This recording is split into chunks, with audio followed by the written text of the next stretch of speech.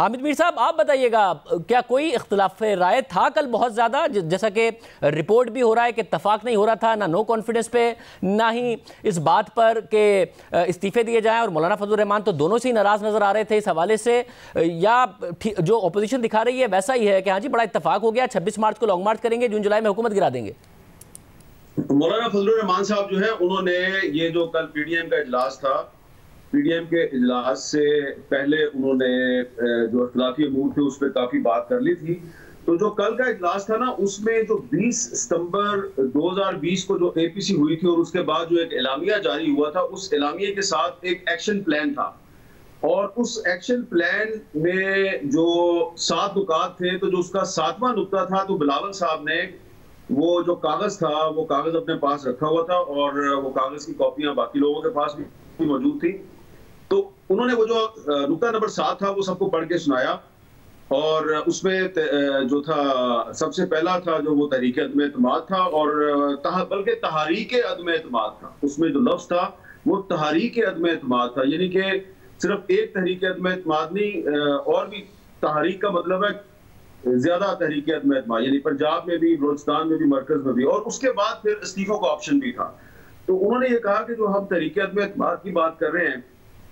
ये भी पीडीए का जो पहला एलामिया उसके मुताबिक है, और आप जो इस्तीफों की बात कर रहे हैं और वो भी पीडीए के एलामिया के मुताबिक है, तो हमें तो इस्तीफों के ऑप्शन से कोई इख्तिलाफ नहीं है। तो इसके बाद ये बात खत्म होगी, और फिर उसमें यह तय हुआ कि ये सेनेट का इलेक्शन गुजर जाएगा तो उसके बाद होगा।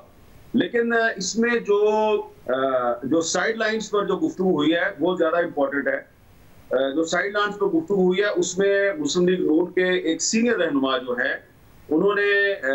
पीपल्स पार्टी वालों को ये यकीन दिलाया है कि एक दफा लॉन्ग मार्च हो जाए, तो जैसे ही लॉन्ग मार्च का ऐलान हो जाएगा और उसके बाद जब हम इस्लामाबाद पहुंच जाएंगे, तो उसके बाद तहरीक अदम एतमाद के ऑप्शन पर भी मुस्लिम लीग नून राजी हो जाएगी। तो ये एक बड़ी अहम बात है। अब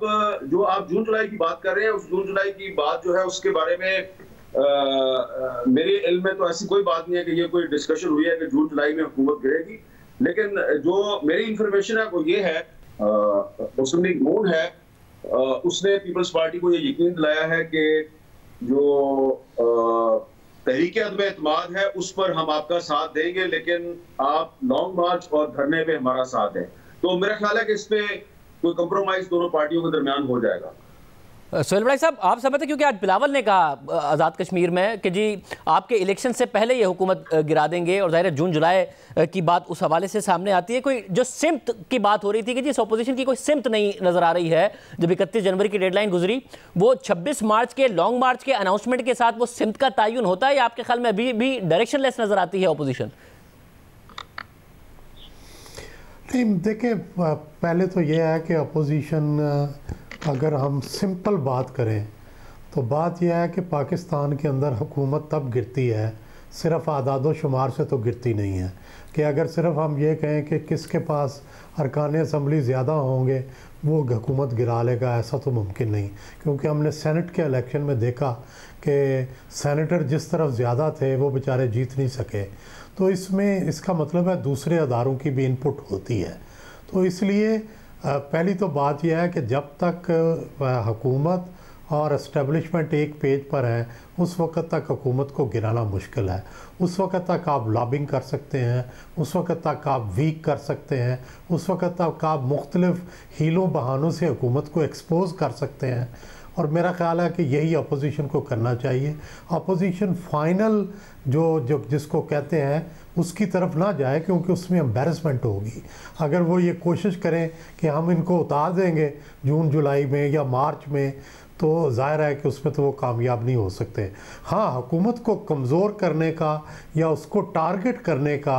जो उनकी पॉलिसी है वो ज़रूर जारी रखें। और ज़ाहिर है वो पहले मरहले में कामयाब नहीं हुए। पहले मरहले में लाहौर का जलसा कामयाब नहीं हुआ जिसकी तवक्को की जा रही थी, और इस वजह से फिर लॉन्ग मार्च उसके साथ अटैच ना हो सका, उसके साथ इस्तीफे अटैच ना हो सके।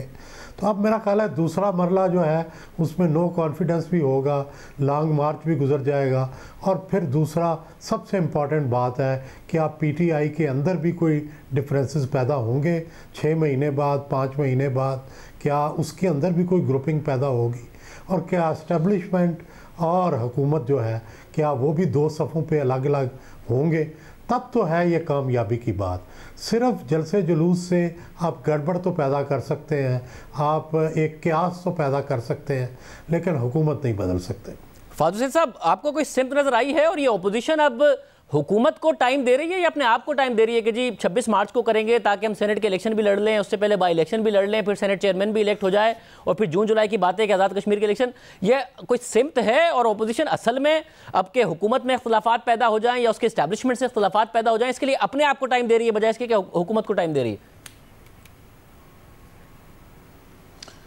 देखिए शाहज़ेब, ये तो बिल्कुल बात वाज़ेह हो गई है कि इस वक्त जो सितंबर में जो पीडीएम ने जिस तरीके से अपनी मुहिम का आगाज़ किया था, वो उसका पहला फेज़ अब तकरीबन ख़त्म हो चुका है और उस फेज़ में से जो इन्होंने अहदाफ हासिल करने थे वो नहीं कर पाए। उसके साथ साथ एक और बड़ा जो है मेरे ख्याल इंपॉर्टेंट डेवलपमेंट हुई है, वो ये हुई है कि शायद अपोजिशन को और उसके साथ साथ हुकूमत को और दीगर स्टेक होल्डर्स को भी ये मालूम हो गया है कि पीडीएम के पास ना तो उस तरह की स्ट्रैटेजी है और ना ही उस तरह के वेपन्स हैं जिसके ज़रिए वो स्ट्रैटेजी को आगे बढ़ाएं। यानी जलसे जुलूस करना और एक पब्लिक मोबिलाइजेशन करना, ये कहने में तो अच्छा है, लेकिन ये साबित हो गया है कि उनके जलसे जुलूस में ना तो उतने नंबर्स थे जिससे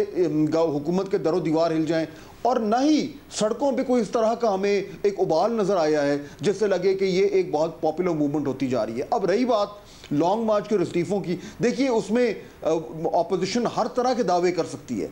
लेकिन असल कहानी बड़ी सिंपल है शाहज़ेब, और वो ये है कि अगर इन्होंने हुकूमत को गिराना है तो वो कैसे गिराना है। अगर लॉन्ग मार्च करनी है तो ठीक है, तारीख दे दी, बड़ी अच्छी बात है, उसके बाद क्या करेंगे? और अगर इस्तीफे देने हैं तो बड़ी अच्छी बात है, लेकिन जब दे देंगे तो उसके बाद क्या होगा? हुकूमत कैसे गिरेगी? तो वो जो एक टर्निंग पॉइंट है वो इनके पास नहीं है और उसकी बुनियादी वजह यह है कि हुकूमत और इस्टेब्लिशमेंट इस वक्त एक पेज पर हैं। जब तक वो अलग अलग पेजेस पर नहीं होंगे, पीडीएम जितना मर्जी शोर मचा ले, अभी तक कोई ऐसी जो है इंडिकेशन नहीं है कि उसको हुकूमत गिराने में कोई कामयाबी हासिल होगी।